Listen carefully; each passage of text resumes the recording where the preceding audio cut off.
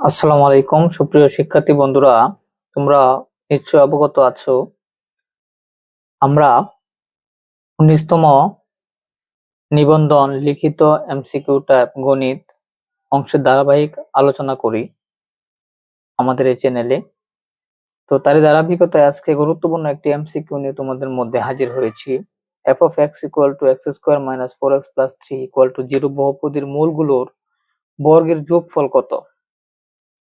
তার মানে প্রথমে আমার ওই যে সমীকরণটা দেওয়া আছে ওই সমীকরণের মূলগুলো বের করা লাগবে।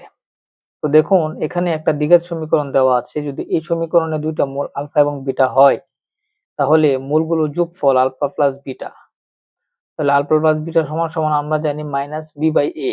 তাহলে এটা হচ্ছে সূত্রের মাইনাস, আর এখানে বি হচ্ছে মাইনাসের 4 আর এ হচ্ছে 1, দ্যাট মিন্স 4/1 মানে কত 4। এখন দেখুন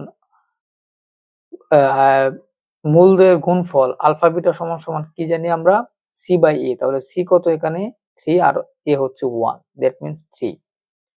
এখন আমাকে বলছি যে বর্গের যোগফল, মূলগুলোর বর্গের যোগফল, তাহলে মূল হচ্ছে আলফা, তাহলে আলফা স্কয়ার, আর একটা মূল হচ্ছে বিটা, তার মানে বিটা স্কয়ার, দুটোকে যোগ করতে হবে, তার মানে বর্গের যোগফল এটা সমান সমান আমরা জানি alpha plus beta whole square minus 2 alpha beta.